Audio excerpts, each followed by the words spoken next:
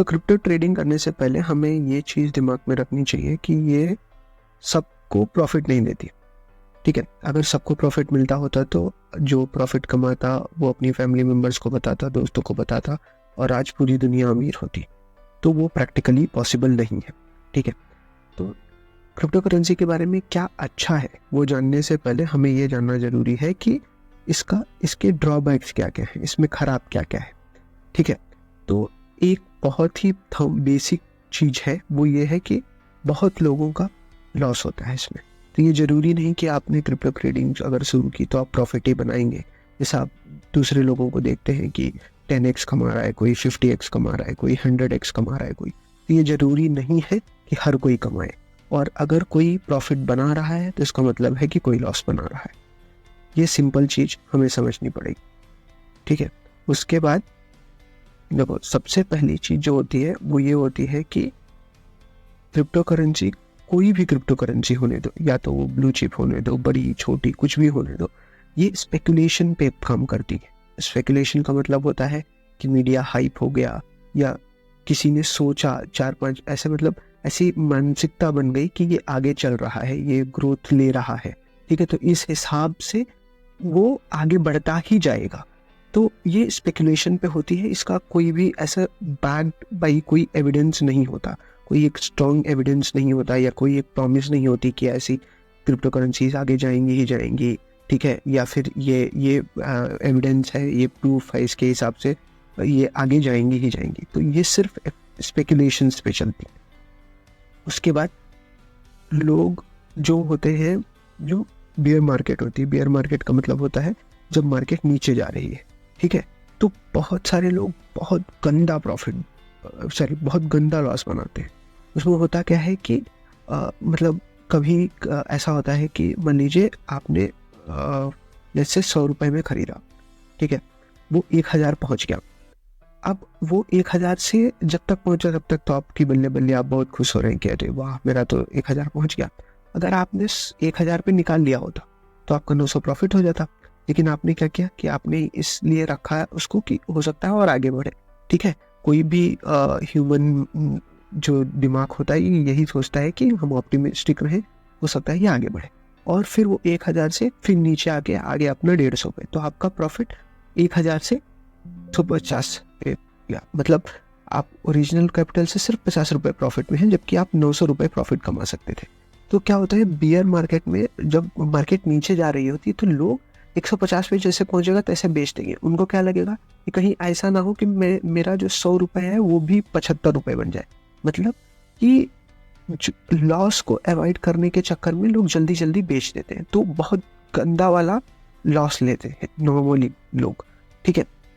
अब आते हैं क्रिप्टो करेंसी, कोई भी एक स्ट्रॉन्ग रीजन नहीं चाहिए उसको क्रैश होने में या ऊपर जाने में। जैसा मैं पहले ही बोल चुका था कि स्पेकुलेशन के हिसाब से चलती है।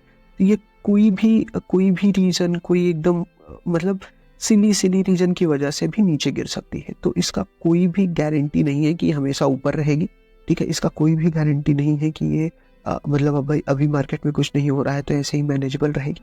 हाँ, मतलब कोई भी एक स्मॉल रीजन, एक ट्वीट, एक मीम, एक किसी भी चीज़ से ये नीचे क्रैश हो सकती है, और ऐसे ही एकदम छोटी सी रीजन की वजह से ही ये स्काई रॉकेट भी हो सकती है, ठीक है। अब ये देखते हैं हम कि market is ruled by grid and fair. ये चीज़ हमें हमेशा दिमाग में रखनी पड़ेगी, ठीक है। अगर आपको याद हो तो मैंने कॉइन मार्केट कैप पे ग्रीड और फेयर का इंडेक्स दिखाया था, जो कि जिस समय मैंने दिखाया था उस समय वो ग्रीड पे था।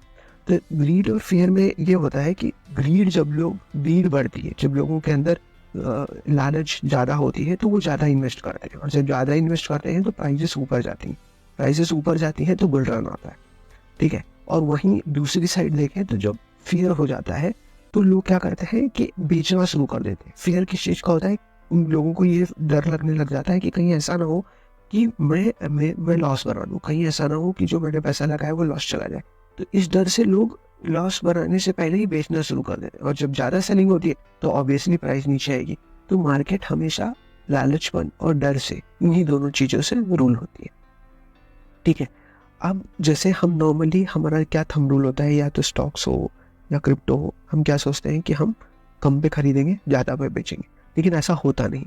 कब होता है? जैसे मान लीजिए एक कोई भी कॉइन है, ठीक है, वो प्रॉफिट बनाना शुरू किया, जब हमने देखा तो वो अच्छा मतलब अपने ऑल टाइम हाई के आसपास है, या 200%, 800%, 1000% ज़्यादा प्रॉफिटेबल है, तो हम क्या करेंगे? हमें लगे कि यार ये तो ऊपर जा रहा है, चलो खरीदते हैं, चलो खरीदते हैं, चलो खरीदते हैं, तो तब हम खरीदना शुरू करेंगे, ठीक है। और तब क्या होगा? जो स्मार्ट मनी है वो बेचना शुरू कर देंगे, तो वो जैसे बेचेंगे तैसे पैसा नीचे आ जाएगा, उस कॉइन की वैल्यू नीचे आ जाएगी।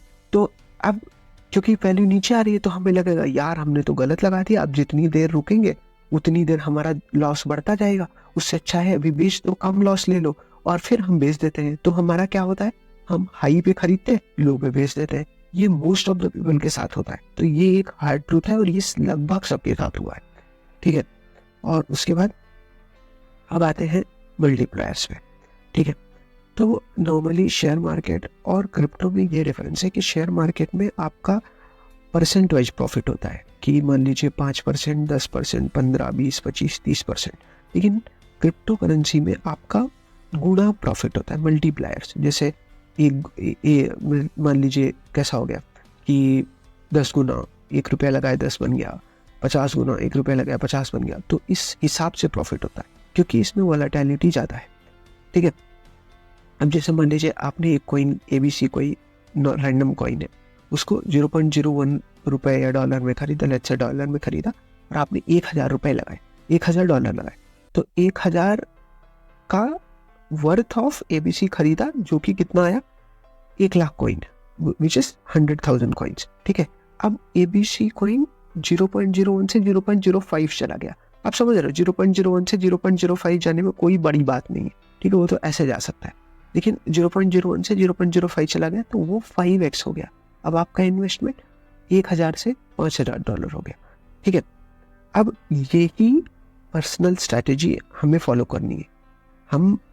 हमें अपने दिमाग में ही यही रखना है कि परसेंटेज नहीं चाहिए, हमें मल्टीप्लायर चाहिए, और मिनिमम 100 का मल्टीप्लायर्स लेके चलेंगे, ठीक है। इस हिसाब से हम मतलब जब 0.05 पे खरीदे तो बेचेंगे $1 पे, तो इस हिसाब से हम अपना 100x मल्टीप्लायर लेके चलेंगे।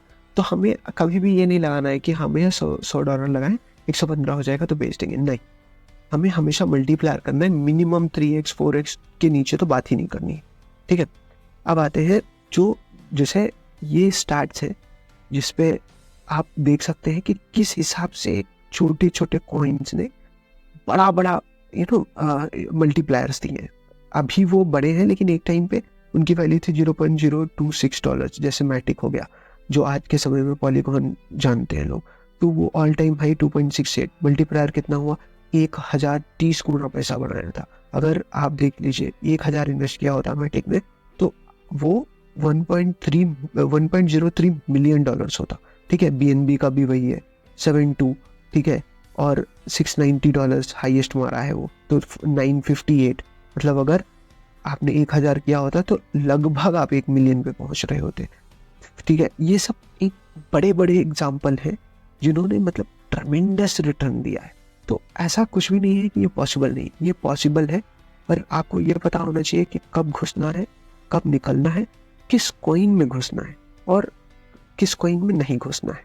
ये बहुत ज़रूरी चीज़ें हैं कि हमें पता हो क्या नहीं करना है, और हमें ये भी पता हो कि जो हम कर रहे हैं, लेट्स से क्रिप्टो ट्रेडिंग, तो इसका वर्स्ट सिनेरियो क्या हो सकता है, ठीक है। नॉर्मली क्या होता है कि हम जैसे मान लीजिए 10 कॉइन में इन्वेस्ट करते हैं, ठीक है, तो उसमें से 9 हमें लॉस ही देता है, लेकिन जो एक कॉइन प्रॉफिट देता है वो इतना प्रॉफिट देता है कि वो 9 का 9 जो लॉस किया होता है वो सब रिकवर हो जाता है। तो यही एडवांटेज है किसी भी कॉइन के मल्टीप्लायर होने का, ठीक है। सो आज के लिए इतना ही, मिलते हैं अगले वीडियो में। Thank you.